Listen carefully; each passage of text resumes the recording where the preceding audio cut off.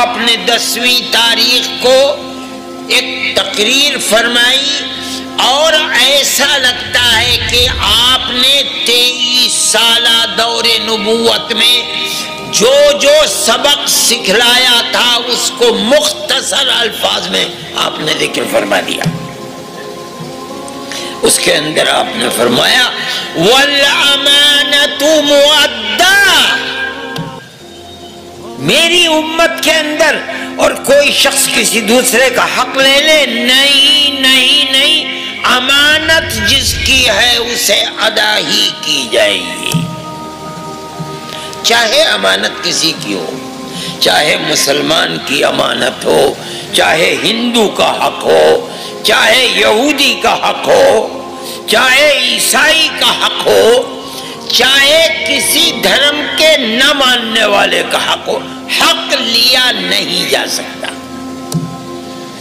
قرآن کے اندر یہی فرمایا ان اللہ یأمرکم ان تؤدوا الامانات الی اہلہا، اللہ تم کو حکم دیتا ہے کہ امانتیں جن کا حق ہے ان کو واپس کرو۔ جب امانت اور کس کا حق ہے لوگ بھول جائیں، صاحب حق کو حق نہ ادا کیا جائے، یہ دلیل ہے اس بات کی کہ اللہ کی رحمت کا دروازہ بند۔ مسلمان ان 15 چیزوں کو دیکھے کہ اس کے معاشرے کے اندر یہ ہیں، مصیبتوں کے جو پہاڑ ٹوٹ رہے ہیں اس کے کچھ اسباب ہیں۔ یہ دنیا تو دارالاسباب ہے، یہاں ہر چیز کا کوئی نہ کوئی سبب ہے۔ مسلمان اپنے گریبان میں منہ ڈال کر دیکھے کہ وہ اسباب کیا ہیں، آیا اس کی زندگی پاکیزہ زندگی ہے؟ تیسری چیز فرماتے ہیں وَالزَّكَاةُ مَغْرَمًا، اور جب زکوٰۃ، غرامہ کہتے ہیں ٹیکس کو، اور جب زکوٰۃ آدمی مسلمان ٹیکس سمجھنے لگے، مطلب ہے جس طرح گورنمنٹ کے ٹیکس کی چوری کرتا ہے یہ حق مسلمان اس کی بھی چوری کرنے لگے، اس کا مطلب ہے کہ خدا کی رحمت کے دروازے بند۔ حالانکہ ہونا تو یہ چاہیے تھا کہ وہ فقیر جو صبح سے شام تک سڑک پر بیٹھ کر بھیک مانگتا ہے اور تو ماں کے پیٹ سے دونوں خالی ہاتھ آئے تھے، یہ تو اوپر والے کا کرم ہے کہ تجھے کروڑوں کا مالک بنا دیا اور وہ فقیر بیٹھ کر صبح سے شام تک بھیک مانگتا ہے، تجھے 40 پیسے میں سے 1 پیسہ اللہ کا شکر ادا کرتے ہوئے دینا چاہیے تھا۔ مگر جب زمانہ ایسا آ جائے کہ میری امت کے لوگ زکوٰۃ کو ٹیکس سمجھنے لگے، بجائے خوشی کے چوری کرنے لگے، اس کا مطلب ہے خدا کی رحمت کے دروازے بند۔ آگے 4 چیزیں فرماتے ہیں وَأَطَاعَ الرَّجُلُ زَوْجَتَهُ وَعَقَّ أُمَّهُ وَبَرَّ صَدِيقَهُ وَجَفَى أَبَاهُ، اور جب میرے امت میں مرد اپنی بیوی کی اطاعت کرنے لگے اور اپنی ماں کو ٹھوکر مار دے، اپنے دوست کو اپنے سینے سے لگانے لگے اور اپنے باپ کی نافرمانی کرنے لگے، سمجھ لو خدا کی رحمت کے دروازے بند۔ حالانکہ ماں باپ کے حق کے سلسلے میں تو قرآن نے اور حدیث میں نبی کریم علیہ السلام نے اتنی تاکید فرمائی ہے کہ شاید کسی مذہب کے اندر اتنی تاکید نہیں ہوگی۔ اللہ نے اپنے حق سے ملا کر ماں باپ کا حق، پہلے اپنا حق، دوسرے نمبر پر ماں باپ کا حق بیان کیا۔ قرآن کے پہلے سپارے میں ہے وَإِذْ أَخَذْنَا مِيثَاقَ بَنِي إِسْرَائِيلَ لَا تَعْبُدُونَ إِلَّا اللَّهَ، ہم نے بنو اسرائیل سے معاہدہ عہد لیا تھا، کیا؟ لا تعبدون الا اللہ، اللہ کے سوا کسی کی عبادت نہیں کرو گے۔ پہلا عہد، اللہ کے سوا کسی کی عبادت نہیں کرو گے، اور اس سے ملا کر دوسرا عہد کیا لیا تھا؟ وَبِالْوَالِدَيْنِ إِحْسَانًا، اپنے ماں باپ کے ساتھ حسن سلوک۔ بالکل پہلے نمبر پر اپنا حق، دوسرے نمبر پر ماں باپ کا حق۔ دوسری جگہ فرمایا وَاعْبُدُوا اللَّهَ وَلَا تُشْرِكُوا بِهِ شَيْئًا، ایک اللہ کی عبادت کرو، اللہ کا کسی کو شریک نہ بناؤ، یہ تو اللہ کا حق ہے۔ اور دوسرا حکم کیا ہے؟ بالکل ملا کر وَبِالْوَالِدَيْنِ إِحْسَانًا، اور ماں باپ کے ساتھ حسن سلوک کرو۔ تیسری جگہ قرآن میں فرمایا وَقَضَى رَبُّكَ أَلَّا تَعْبُدُوا إِلَّا إِيَّاهُ، اللہ نے فرض کر دیا، فیصلہ فرما دیا، ایک اللہ کے سوا کسی کی عبادت نہیں ہوگی، یہ تو پہلا نمبر ہے۔ اور دوسرا کیا فیصلہ فرمایا؟ وَبِالْوَالِدَيْنِ إِحْسَانًا، اور ماں باپ کے ساتھ اچھا سلوک کرو گے۔ یہ ماں باپ کا حق ہے، اس کی یہ اہمیت ہے۔ اللہ اپنی کتاب میں اسی ترتیب کے ساتھ بیان کرتا ہے، اور نبی کریم علیہ السلام بھی جگہ جگہ حدیث میں اسی ترتیب ہے۔ پہلا حق اللہ کا ہے جو ساری جہان کا پیدا کرنے والا ہے، دوسرا حق باپ کا ہے جس کو اللہ نے تیری پیدائش کا ذریعہ بنایا ہے۔ موجودہ معاشرے کے اندر یہ جو تہذیب و تمدن ہے ہمارا، اس کے اندر جوان اور لوگ یہ دیکھیں کہ ان کا ماں باپ کے حق کو کتنا ادا کرنا ہے۔ فرماتے ہیں جب یہ صورت پیش آ جائے گی رحمت کے دروازے بند ہو جائیں گے، اب میری امت آزمائش کا شکار ہونے لگی۔ کہاں تک کتنا حق ادا کرے؟ ایک روایت ہے حضرت معاذ بن جبل رضی اللہ تعالیٰ عنہ فرماتے ہیں اللہ کے نبی میرے دوست میرے خلیل نے مجھے 10 نصیحتیں فرمائیں۔ سب سے پہلی نصیحت اللہ کے حق کو، لا تشرک باللہ شیئا وَإِن قُتِلْتَ وَحُرِّقْتَ، اے معاذ اللہ کا کسی کو شریک نہ بنانا۔ وَإِن قُتِلْتَ وَحُرِّقْتَ، اگر دنیا کہے کہ اللہ کا شریک بنا نہیں تو تجھے قتل کر دیں گے، اگر دنیا کہے کہ اللہ کا شریک بنا نہیں تو تجھے زندہ کو آگ میں جلا دیں گے۔ اللہ کا نبی فرماتا ہے مر جانا زندہ جل جانا اللہ کا کسی کو شریک نہ بنانا، پہلی چیز۔ اور دوسری چیز بالکل ملا کر فرماتے لا تعقن والديك وإن أمراك أن تخرج من أهلك ومالك، اے معاذ ہرگز اپنے ماں باپ کی نافرمانی نہ کرنا۔ کہاں تک؟ فرماتے ہیں وَإِنَ أَمَرَاكَ أَن تَخْرُجَ مِنْ أَهْلِكَ وَمَالِكَ، تو نے لاکھ کا 10 لاکھ کا 50 لاکھ کا کروڑ 10 کروڑ کا گھر بنایا، گھر بنا کر بسا دیا، اگر بنا بنایا بسا بسایا گھر ماں باپ کہیں بنا بنایا بسا بسایا گھر چھوڑ کے باہر نکل، اللہ کا نبی فرماتا ہے نکل کے باہر کھڑے ہو جانا، نافرمانی نہ کرنا۔ مسلمان اپنے غریبان میں منہ ڈال کے دیکھے، یہ جو کہا جا رہا ہے کہ مصائب و آلام کے پہاڑ ٹوٹ رہے ہیں، آخر اس کے اسباب کیا ہیں؟ اس پر بھی تو غور ہونا چاہیے۔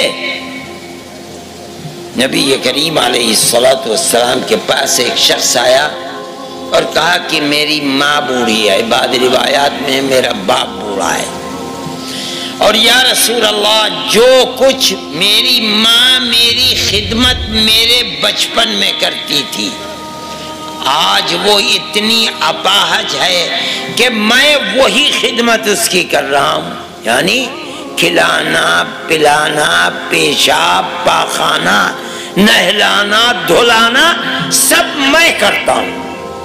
یا رسول اللہ وہ جو بچپن میں میری خدمت اس نے کی ہے، جو اس کا میرے اوپر حق تھا، اب میں اس کی خدمت کر رہا ہوں، کیا وہ حق ادا ہو جائے گا، برابر ہو جائے گا؟ اللہ کے نبی نے فرمایا نہیں ہو سکتا۔ وہ تیری خدمت کرتی تھی، خوشی کے ساتھ کرتی تھی، دعا کرتی تھی، اے اللہ میرے بچے کو عزت دینا، صحت دینا، تندرستی دینا، مال دینا، دولت دینا، جو دعا مانگ سکتی تھی وہ مانگتی تھی، کہتی تھی اے اللہ میرے بچے کو بڑی لمبی زندگی دینا، اگر بس میں ہوتا تو اپنی زندگی کاٹ کر تجھے دے دیتی، اور تو اب اس کی خدمت کرتا ہے اور دعا کرتا ہے اے اللہ دین و ایمان کی سلامتی کے ساتھ اس کی مشکل کو آسان کر دے۔ تو بتا تو کہاں ہے زمین آسمان تو کیسے برابر ہو جائیں گے؟ یہ ماں باپ کا حق ہے۔ یہ 7 چیزیں فرماتے ہیں وَكَانَ زَعِيمُ الْقَوْمِ أَذَّلَهُمْ، میرے بھائی جس کے سر پر ماں باپ کا سایہ ہے یا ایک چلا گیا ایک کا سایہ ہے، اللہ کی رحمت کو حاصل کرنے کے لیے اپنی آخرت کو بنانے کے لیے بڑا مضبوط سہارا ہے۔ ان کو راضی رکھ کے ان کی خدمت کر کے رات اور دن ان کو خدمت کر کے اپنی آخرت کو آباد کرنا چاہیے۔ ان کی ناراضگی اپنی دنیا اور آخرت کی بربادی کا ذریعہ ہے۔ فرماتے ہیں اگلی چیز وَكَانَ زَعِيمُ الْقَوْمِ أَرْذَلَهُمْ، ہونا یہ چاہیے کہ قوم کا سردار سب سے اللہ کا بڑا برگزیدہ بندہ ہونا چاہیے، لیکن جب ایسا زمانہ آ جائے کہ قوم کا سردار وہ آدمی بنے جو کمینہ ابن کمینہ ہو، رذیل ہو، اس کا مطلب ہے کہ پوری قوم رذیل ہو گئی، ورنہ کیوں اس رذیل کو اپنے سر کے اوپر بیٹھا رہا ہے؟ اگر جان ہوتی معاشرے کے اندر تو ایسا نہیں ہو سکتا تھا۔ جناب رسول اللہ صلی اللہ علیہ وسلم دنیا سے تشریف لے گئے، کس کو اپنا امیر بنایا؟ ابو بکر کو، جن کا مرتبہ اس امت میں رسول اللہ کے بعد سب سے بلند مرتبہ ہے۔ وہ دنیا سے چلے گئے، کس کو امیر بنایا؟ عمر بن الخطاب کو، جن کا مرتبہ اس امت میں ابو بکر کے بعد سب سے بڑا مرتبہ ہے۔ وہ چلے گئے، کس کو اپنے سر پر بیٹھایا؟ عثمان کو، جن کا مرتبہ عمر کے بعد امت میں سب سے بڑا مرتبہ۔ وہ گئے، کس کو بنایا؟ علی مرتضیٰ کو، رضوان اللہ علیہم اجمعین۔ یہ وہ معاشرہ ہے جس سے پاکیزہ معاشرہ اب قیامت تک کسی طبقے میں نہیں ہو سکتا۔ یہ فرماتے ہیں علامت وَكَانَ زَعِيمُ الْقَوْمِ أَرْذَلَهُمْ۔ آگے وَأُكْرِمَ الرَّجُلُ مَخَافَةَ شَرِّهِ، آدمی کا جب احترام کیا جانے لگے، ہر آدمی جھک کر سلام کرے، مخافت شرِّهِ، اس کے شر سے ڈر کر، ارے بھئی اگر اسے سلام نہ کریں گے تو یہ مصیبتوں کا شکار بنا دے گا ہمیں۔ حالانکہ اتنی طاقت ہونی چاہیے مسلمان کے معاشرے میں، اگر معاشرے میں کوئی شرابی ہے تو ہر ایک کا ہاتھ اس کے گریبان، یا توبہ کر یا چھوڑ کر بھاگ۔ کوئی چوری کرنے والا، کوئی شرابی، کوئی بدکار، کوئی فاسق، کوئی فاجر معاشرے میں زندہ نہ رہے، اگر رہے توبہ کر کے رہے۔ یہ تو ہے معاشرے کی پاکیزگی۔ لیکن جب فرماتے جب حال ایسا ہو کہ جان نکل گئی، فاسق ہے، فاجر ہے، ظالم ہے، اور ہر آدمی اسے جھک کر سلام کرتا ہے، اس کا مطلب ہے کہ خدا کی رحمت کے دروازے بند ہو گئے۔ فرماتے ہیں وارتفعت الاصوات فی المساجد، مسجدیں خدا کا گھر ہیں، ان کا احترام ہونا چاہیے۔ جب زمانہ ایسا آ جائے کہ جس طرح بازاروں میں آوازیں بلند ہوتی ہیں، اس طرح مسجدوں میں بے احترامی، بے حرمتی ہونے لگے، خدا کی رحمت کا دروازہ بند۔ آگے فرماتے ہیں وَشُرِبَتِ الْخَمْرُ وَلُبِسَ الْحَرِيرُ، شراب پی جانے لگے میری امت میں، حریر اور ریشم پہنا جا، نہ کھانے پینے میں حلال و حرام کی تمیز، نہ اوڑھنے اور پہننے میں حلال و حرام کی تمیز۔ خدا کی رحمت کے دروازے بند۔ اگلی چیز فرماتے ہیں وَأُتُّخِذَتِ الْقَيَانُ وَالْمَعَازِفُ، 13 اور 14 فرماتے ہیں قینہ کہتے ہیں گانے والی عورتوں کو، معازف معزف کی جمع ہے جس پر گایا جاتا ہے، طبلہ ہے، باجا ہے، سارنگی ہے، نئے ہے، خدا جانے کیا کیا ہے۔ جب میری امت ان لڑکیوں کو، ان عورتوں کو اپنانے لگے جو گانے والیاں ہوں، اور ان چیزوں کو جن پر گانا گایا جاتا ہے اس کو اپنایا جانے لگے، خدا کی رحمت کے دروازے بند ہیں۔ آج دیکھیے مسلمانوں کے وہ کتنے گھر ہیں جن کے اندر ناچ گانا آزادی کے ساتھ، بڑے بوڑھے، بچے، عورتیں، مرد، بالغ نابالغ نہیں دیکھتے۔ یہی تو چیز ہے جس کو 1400 سال پہلے جناب رسول اللہ صلی اللہ علیہ وسلم نے ذکر فرمایا تھا، آج وہی صورتحال ہے۔ اس کے ایک دوسرے معنی بھی ہیں حدیث کے، وَأُتُّخِذَتِ الْقَيَانُ وَالْمَعَازِفُ، اور اپنایا جانے لگے ناچنے گانے والیاں لڑکیوں کو۔ کیا مطلب؟ یہ بھی معنی ہو سکتے ہیں کہ وہ بچیاں جو قرآن پڑھنے والی ہیں، نماز روزہ کرنے والی ہیں، با شرم و با حیا ہیں، بے پردہ نہیں ہیں، وہ اپنی عمر اپنے گھروں کے اندر کھو رہی ہیں، کوئی رشتہ دینے والا نہیں۔ اور وہ لڑکیاں جو بے محابہ ناچنے گانے والی ہیں، انہیں ماں باپ کو رشتہ ڈھونڈنے کی بھی ضرورت نہیں، وہ خود ہی رشتے ڈھونڈ کے لے آتی ہیں۔ اللہ کا نبی فرما رہا ہے وَأُتُّخِذَتِ الْقَيَانُ وَالْمَعَازِفُ، ان لڑکیوں کو اپنایا جانے لگے جو گانے والیاں ہیں اور جن پر گایا جاتا ہے ان کو اپنایا جانے لگے، خدا کی رحمت کے دروازے بند۔